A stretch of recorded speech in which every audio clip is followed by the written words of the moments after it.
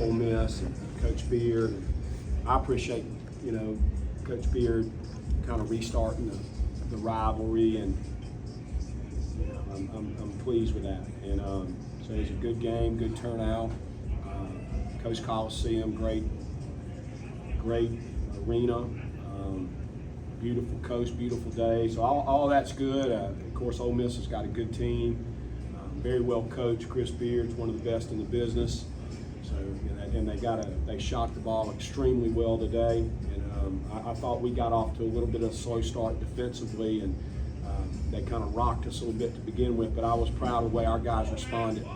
We took a couple of hard punches early, and then I thought we went toe-to-toe with a really good team. It just seemed like time after time after time we'd get back and have a chance to really cut into the lead, and they would make a play, so you have to of course give credit to them, or we didn't make a play, or have a breakdown on defense, or they'd score right there at the end of the clock, or get an and one or something. So you have to give them a credit. That's what good teams do. And again, I just think this was a really, really good game for us to help prepare us for league play. And it's not easy to play those kind of games. Last year we tried to schedule up it right before Christmas too, played out at UNLV.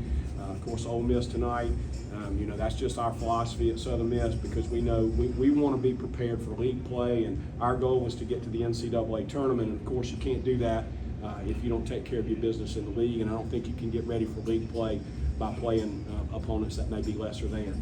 So anyway, with all that being said, I was really, again, hats off to Ole Miss, very impressed with their team, but I was impressed with our team too, and I don't think we're very far away. We just seem to be a play here, a play there, but the guys, two of these guys that are to my left and right are great examples. They're all beginning to find themselves a little bit, and when we can all just get it together, all at the same time, I think that we've got a chance to have a really good team as we get into league play. And again, proud of our players, and just the way that they never quit. And anyway, glad to have the game today. I think it was real, and looking forward to that. I think our players probably are too, for 2 or 3 day little break here as we don't have much, but get ready and start getting ready for opening the league play on the 30th. We'll open it up to Cobie, Montgomery, and Richard Iwuakor for questions first, and we'll let them go. To whoever, how hard is it to get into an offensive rhythm with the way Ole Miss was just knocking down 3-pointers in that first half? How do you guys try and mentally respond from that in those moments? It's tough. Like Coach said, we cut it down, and then make it good for it, and it's just they shot, I believe 60% from 3, so it's hard. And we was right there, but could have been better. But it was tough, to just cut the lead out the way they shot the ball.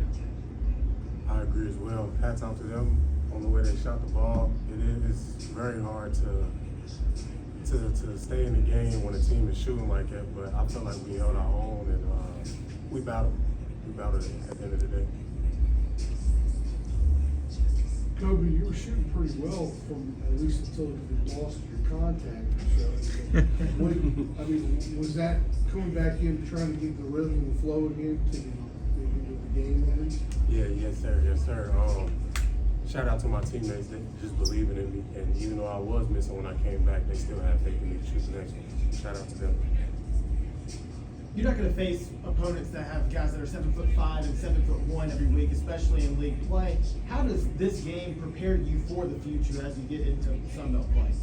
Oh, I think this game was a great game leading up to conference play. I feel like we needed this one. We learned from every game that we play, and just learning experience.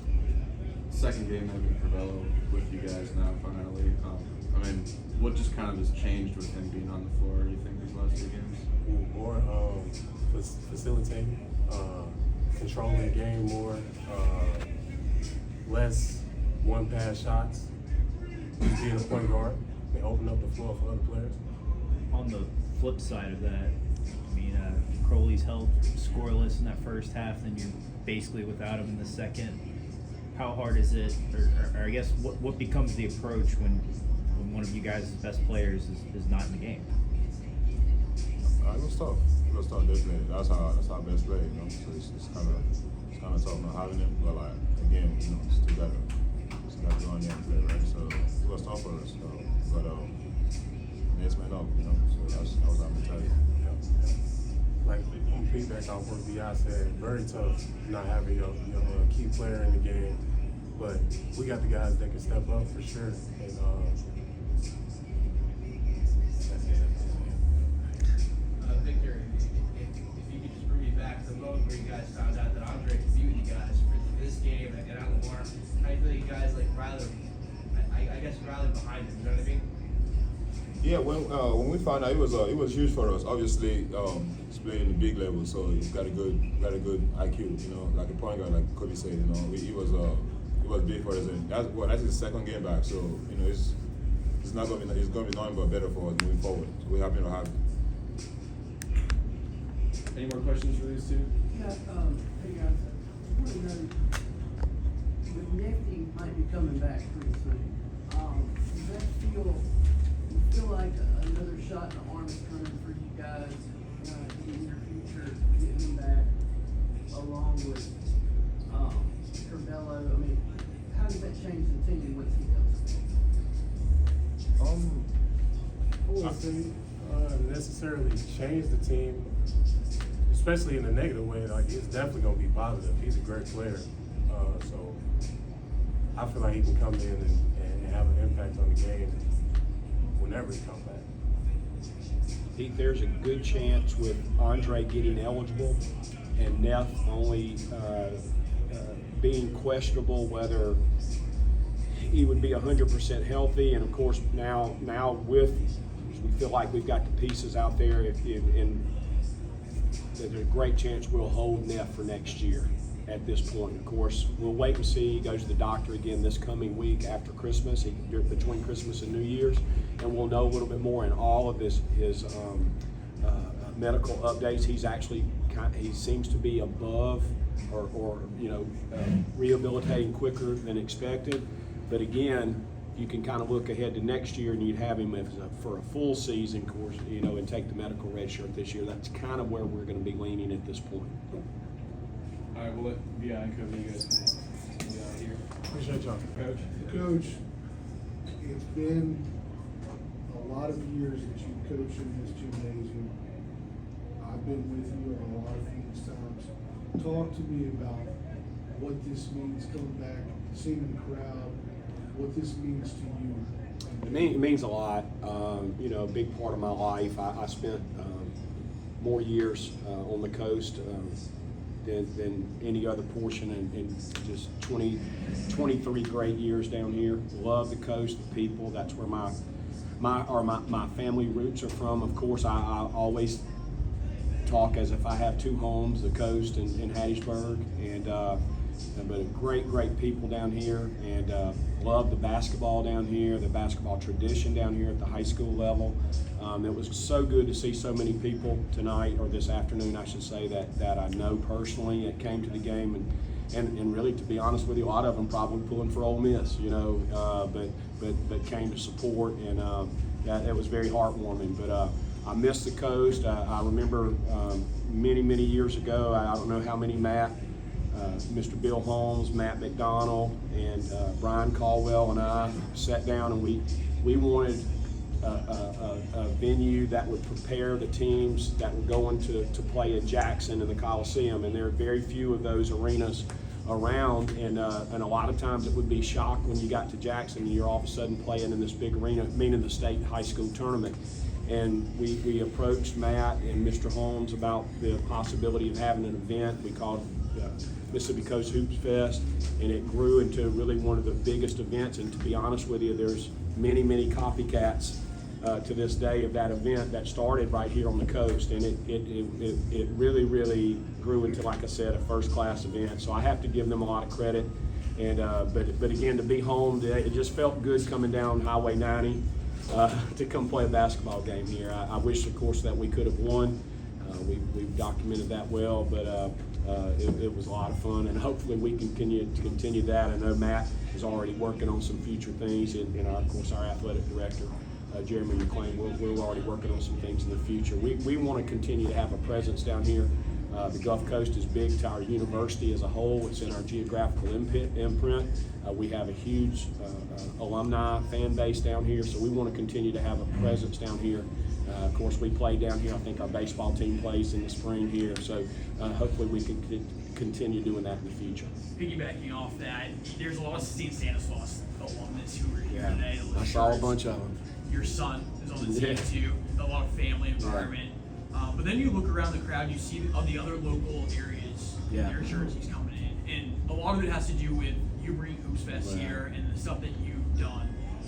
That's Can you kinda- try to reflect for me on what you've done to grow the game of basketball in this region of the country? Well, I haven't done anything. I appreciate the really kind words. I just love basketball, grew up in a basketball family, in a basketball environment. Basketball really has given way more to me than I could have ever given, but I've also always thought that you should try to promote the game, and you should promote your school in programs, and again, I appreciate the kind words, but there were a lot of people involved in a lot of the things that we did, and I had a great support system at St. Stanislaus, and we had to coach a lot of great boys, but also coach against a lot of great ones, and that's another cool thing is to have great relationships with all these coaches on the coast. I mean, some of the people that I worshipped as a young boy and that were coaching idols to me, Jackie Laird at Biloxi, Coach Jenkins at Gulfport. I mean, I could just go up and down the coast, Arthur Haynes at Moss Point, and Brian Caldwell, of course, who's a great friend of mine, helped run this event today. And there were so many great coaches and great teams and players, and I just, like I said, love the how important basketball was down here. So I'd love to see it get back, because we need, there was a time that we'd have 6, 7, 8 Division I players off the coast every year, and we've kind of been a little bit of a downswing, and we need them at the university. We need University of Mississippi. We need those players to come back that can help us play in events like this and help us beat Ole Miss. You kind of touched on it there in your opening statement, just about taking those next steps of making the NCAA tournament and the value of playing a team like Ole Miss. What are just some of those areas that you think you can grasp? Well, we've got to tighten. I don't think there's an area that we're good enough in to win our league. I mean, when you start looking at our league, and James Madison, Appalachian State, of course, those two teams have gotten off to a great start. James Madison, of course, another top 20 team. But for us to win, our chemistry's not quite there. It's not that we have poor chemistry, but it's not quite there. But now I talked about this. Of course, you may remember that during the whole Curbelo discernment thing from the NCAA, we were kind of in limbo of how we're going to play. Now it's very clear how we can play. You put the ball in his hands, and and run some actions for him and let him make some decisions. So we're going to get better and better and better. And just like Cobie Montgomery, you're beginning to see what we've seen in practice from last year to this year. You're beginning to see that he's coming along, Izay's coming along, Iwuakor's coming along. As they become more and more familiar with each other, the chemistry part is coming. We're not happy. Coach Juan, of course, runs our defense. He's not happy with our defense, but trust me, when I tell you that they are working their tail off, I mean, we worked in Hattiesburg for 2 hours yesterday, and we came here last night and worked for 2 more hours. And I mean, we were flat getting after it. And you say, well, why would you do that the day before game? Because we're looking ahead to next week. That's what we have. We've got to get that solved next week. And again, I think we're going to continue to be a work in progress between now and hopefully playing our best basketball in Pensacola in March. Jay, 2 more questions for Coach. Jay, last week I think you played Cabela 20 minutes. This week you got 24. Seeing you work back in, but then you come across this break. Are you kind of worried with the break? That's a good point, Heath, but not really, to be honest with you. We had not thought that. It looked very bleak that he was going to be eligible. We were told that from our conference. Of course, the NCAA did not communicate so we just didn't have a lot of hope that he was going to be eligible. And then once we started the season, of course, we played a lot of road games. he didn't travel with us and so forth. So he was missing a lot of practice time. But again, in our mind, hey, really not going to be able to play, you know. So he's not in great condition. So he's played, and of course he played at Lamar. Had some good days of practice. Played a lot of minutes today. Of course, ended up fouling out. So I think those 2 or 3 days it will be kind of a good stopgap because he's gone hard, getting back in condition, and then he'll have 4 days to get ready for Georgia Southern. I think it come at a good time, and I think, you know, we've been playing exhibition games and things since October. So our coaches need a little bit of a break, just 2 or 3 days, but probably the players probably want to get away from me anyway, you know. So it'll be good for those guys just to get 2 or 3 days off away from the coaches. Not that it's a bad thing, but you know, and then they can come back refreshed. Yeah, Jay. I maybe not verbalize that right. Just what happened with Crowley and the injury, how were they able to keep him in check? Yeah. Well, as far as the injury, he you know, possible concussion. When he drove to the basket, the kid hit him real hard in the head. I'll say this to the officials' credit. Of course, they didn't call it, but they did come over and say, "Coach, we missed it," you know, and so that was unfortunate. And again, especially after he kind of gotten going a little bit there. Of course, he got 2 quick fouls there in the first half. And Austin's a great player. I've never been around a player that works harder than he does. And it was unfortunate against his former team that ended up having to happen today. But I think he'll be okay, you know, because we've got enough gap. If it truly is a concussion, we won't know that until tomorrow. But gosh, hope and pray. But I think he'll be fine. All right, thanks, Coach. We gotta get All right, to thank y'all.